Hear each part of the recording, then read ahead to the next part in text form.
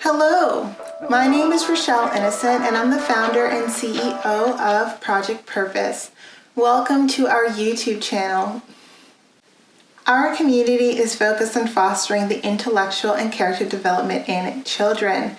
We do this through our parent-child workshops that focus on 4 themes: autonomy, self-efficacy, compassion, and self-concept, in order to cultivate grit, perseverance, and resilience in each child. At Project Purpose, our overarching mandate is to renew and rebuild family, communities, and relationships. Our YouTube platform provides us with an opportunity to have discussions on all topics that relate to family, community, and relationships with ourselves as well as with others, with a primary focus on mental health and education. More precisely, the ways that the institutions of mental health and education play a role and have played a role in our societies at large. These discussions and debates provide us with an opportunity to think critically about what needs to change within these structures in order for us to live up to our bold slogan: support, protect, and empower each child through youth-focused development, better known as leadership in juvenescence. We recognize that in valuing our children's leadership potential, that also translates as recreating and co-creating spaces, both socially and politically, in order for our children to thrive. For those of you who are particularly keen on the topic, definitely be sure to check out our website. We write thought pieces every other Sunday, and we just dropped a thought piece this past Sunday. So definitely be sure to check that out once you're done watching this video. As is the YouTube convention, definitely be sure to subscribe, hit that post notification bell so that you're aware of every time we post. And of course, if you like these conversations and you want to keep them going, like, comment, and share this video. Let's get into it. Hello, and welcome back to another week here with us here at Project Purpose. I'm very happy to have you with us today. And today's topic of discussion is going to be on mental health. So for those of you who are familiar, on this channel, we cover topics that relate to mental health, mental wellness, and education on a week-by-week basis. And the first video this week we covered rejection, and this video is really going to be talking about self-acceptance, which is, I think, a great alignment, given that a lot of the time some of the visceral responses that we have to rejection comes from a place of it breaching our sense of acceptance by others. And I think when we learn to accept ourselves, the acceptance of others holds less weight. And this is a personal opinion, but I do believe that the foundation from which to form any solid relationship, or even to walk away from toxic ones, stems from a place of self-acceptance. And I think that the conversation around self-acceptance can be sometimes a little fantasy-like, and I'd like to kind of ground it in sort of from my own vantage point, from my own viewpoint, and I'm hoping that this might be of use to others. So I think that when we think about mental health and self-acceptance, they're very much intertwined. It hurts our mental health to conform to norms. It hurts our mental health to conform to conventions. If those norms and those conventions are very far from who we know ourselves to be or who we see ourselves. And I think that it's important that someone, even if it's a stranger talking to you through her camera lens, lets you know that it's okay to just be who you are, to accept yourself for who you are, however that shows up.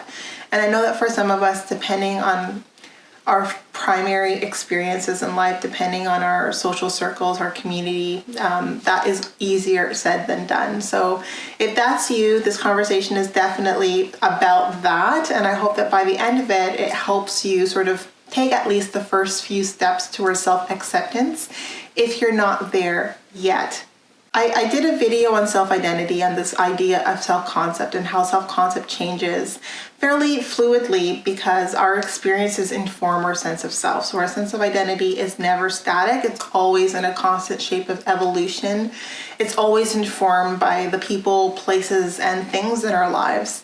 And I think we learn as we have, the deeper our experiences are, like the deeper they move us and shift us emotionally, the more we start to realize that a lot of the voices that aim to inform our sense of identity and inform the ways that we sort of move toward self-acceptance. Try to leave an imprint, right? So there are a lot of people who want you to accept yourself to a certain degree, but not completely, because maybe accepting yourself completely will change the dynamic or change the relationships that you have with the people around you. And so recognize that when it comes to self-acceptance, it's a very individual journey, right? This is a journey that even though you might want to sort of commission your friends or people within your support network to help you, sometimes when you realize what is involved in self-acceptance and is different for different people, that means that different relationships, they're going to shift and they're going to change. So I think the first step towards achieving self-acceptance is recognizing that all of the voices that aren't your own at some point need to get drowned out. And the loudest voice, the voice that you need to pay the closest attention to, is your own, right? Because that voice is the voice that lets you know who you are without the layers of consequence and risk and sort of punishments and rewards and all of that extra stuff that makes it a bit of a ordeal to come to terms with who you are. If it means that there's misalignment with where you see yourself or where you'd like to see yourself or the people you like to see yourself with. All that to say, I mean, that can be a very difficult process. It can be a very difficult journey. Still, though, I do hope that at some point, each of you gets to a state where you drown out every voice that is not your own and you make the call on your own and you choose to accept yourself, your full self, regardless of what that means in terms of how that translates in the world around you and with the people and the relationships that you hold.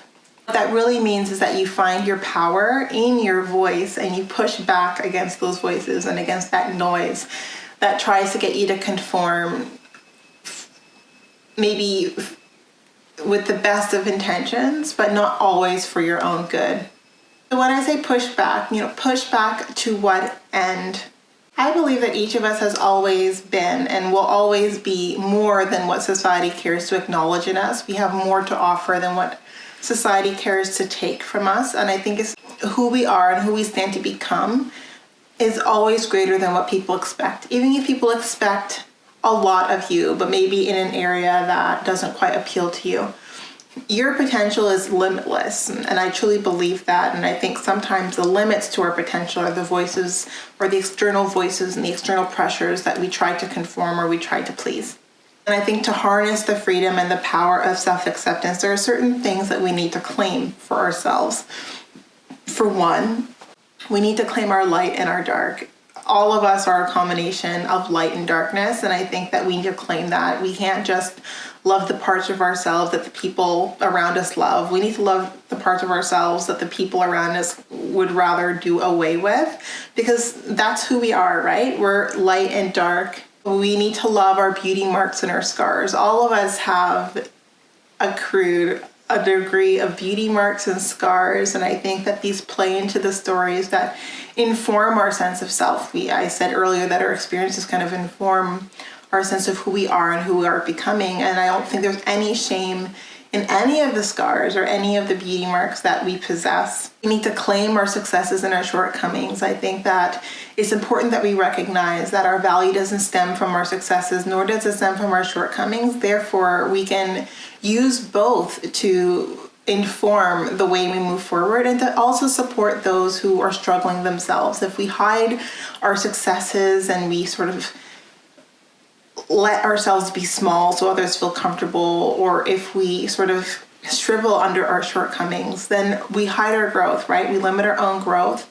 And I think if we recognize that who we are is so much more than what we do or what we fail to do, we can be much more vocal, much more open about those things, and we can learn from the experiences of those around us. It also kind of involves claiming your victories and your failures. And I think that life is about a series of victories and a series of failures that gives you the beauty marks and gives you the scars, that brings out your light and brings out your darkness. And I think that all of this layers into the beauty and the meaning and the fulfillment that we can derive out of life, but only when we can claim these things as our own. These are not shared. These are our non-shared personal experiences that inform us, that drive us, that propel us forward, and that enable us to leave a mark on the world that is different from anyone else's mark.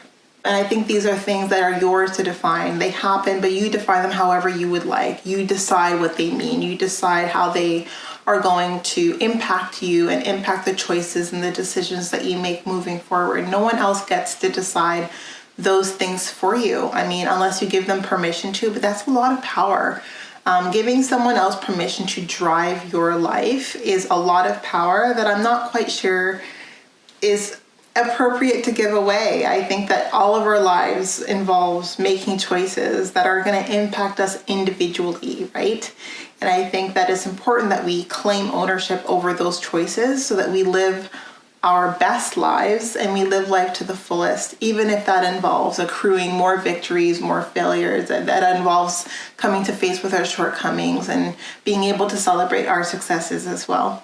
And I like to think that this is the basis of self-acceptance. Self-acceptance isn't clinging to a projection of who we wish we were. It's just confidently claiming who we know ourselves to be and who we recognize ourselves as becoming based on sort of the experiences that we're in right now, and then not being ashamed of it, being proud of it, and allowing it to inform our self-perception, right? Like my experiences and the way that I manage through those experiences make me feel stronger, even if they're rough experiences, like whether they're high highs or low lows, those are my experiences only. And there's something about that makes me feel very special. You know, there's something about life and the universe that felt that I could handle these like rough times, or felt inclined to, you know, allow me these beautiful successes, and I claim both of those things as my own. And they're not things that I care to diminish or to hide away. These are expressions of my own personal existence in action. I do believe that also entails showing up, always showing up in every moment, unapologetically you, whether you're your best self in that moment or you're lesser than that. Those are all versions of you that you claim, that you need to like develop pride in, and learn. You learn and you grow. Like being comfortable in your skin doesn't mean that you're not growing. It doesn't mean that you're arrogant and you think that like the work is done. I think any growth stems from a place of self-acceptance. Otherwise, you're fighting against yourself, right? And you don't want to go through life fighting against yourself, right? You want that alignment so that your growth really is supporting you into becoming the person that you're meant to be. I also believe that self-acceptance acknowledges the fact that who you are is an entity that is individual, right? You don't belong to anyone. You'll grow into and out of many communities, many groups, many circles, but your growth, if you claim it and if you're, intentional about it, is going to allow you to cycle through so many experiences and meet so many new people. And sometimes in order to kind of create room for the new, you need to let go of the old, and you need to allow your growth, your trajectory to inform that. And it doesn't mean you're always saying goodbye, but it means that your goodbyes aren't devastating, right? You know that if at some point you're meant to cross paths with an individual that you might have left behind, that's going to happen. But you're not going to limit your growth because you're clinging to relationships that you know fundamentally within you that you've outgrown, right? You're not going to limit yourself by tying yourself to a community that you know that there are reasons why, you need to sort of remove yourself from that community, even if it's just for a short period of time. Just know that you belong to no specific thing or individual in this world. Like your growth gives you sort of permission to figure things out, to test things out. You're not obligated to stay static and to stay in one place and to limit yourself to sort of that to like that box, right? And I challenge everyone, if you are on a journey to self-acceptance, that the first step is to step out of that box, right? Define yourself with terms that aren't categorical, because who we are is so much more complex than the categories and the labels that we place on ourselves. You give yourself permission to grow, to discover, to evolve, to fail, to hurt, to bleed, all of those things. And you recognize that life isn't about sheltering yourself from like the rough times. It's about welcoming the good times and the rough times, as both will inform who you are as you push through it and as you push forward. So give yourself permission to grow, to be different, to be brilliant, to stand out, to change, to learn, to move forward, to move backwards even, to backpedal. Give yourself freedom just to be as you are. And I think that one of the most fundamental sayings is who you are as you are in every respect, right? Who you are as you are right now is enough in every respect. And if you're not enough for a specific person, that's their own journey. It doesn't need to inform your journey, other than you repivot and you continue your path forward. Who you are as you are, with all of your million imperfections, those are your imperfections. You are timeless. Each of us are timeless, a forever work in progress, even until death. I think self-acceptance also means, don't limit yourself. I think that's a really important aspect to this message, and recognize that you're defined by your own sense of possibility, and don't allow external voices to put a glass ceiling on that sense of possibility. Whatever you think up, whatever you dream up, whatever ideas that you have in mind, commit to them. And regardless of the journey, of the struggle that coincides with making that a reality, stick through it. Stick through it for what it will make of you to make that dream a reality.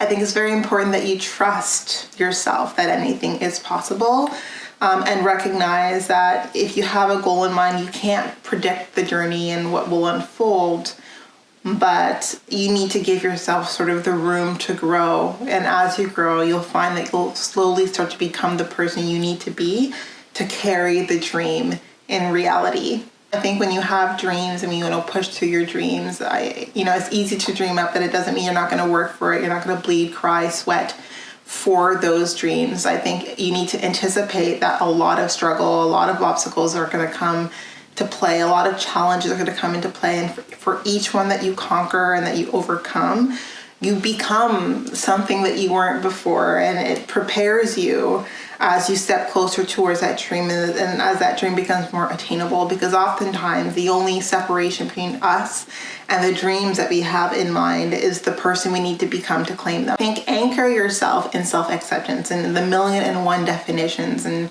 all the different ways that it translates, and move from there. Learn, recognize that you are unstoppable, uncontainable. Also, know this, that you're not defined by your past, present, or the future events. I mean, those can inform aspects of who you're becoming. But I think self-acceptance recognizes that a lot of what we experience is out of the scope of our control, but our response to it is really a true demonstration of who we are and, our sense of becoming and transformation. There are experiences that you're going to have that are going to break you, and you're going to rebuild yourself, and you're going to keep going. Why? Because that's the commitment you've made to yourself. I think it's important that you choose to believe that everything and anything that is put on your path serves a purpose, for you specifically, for your journey specifically. And you might not have a clear-cut answer why, or any focus or clarity on why certain events in your life have taken place. But know that it will become clear later on, right? Just don't allow it to block you. Don't allow it to limit you. Make a commitment to yourself, no matter how long it takes. And don't give yourself too much grief if it takes you a while to get back up on your feet. But promise yourself that no matter what you go through, you will get back up on your feet. You will not allow your circumstances and your experiences to define you and to stop you from continuing on your trajectory.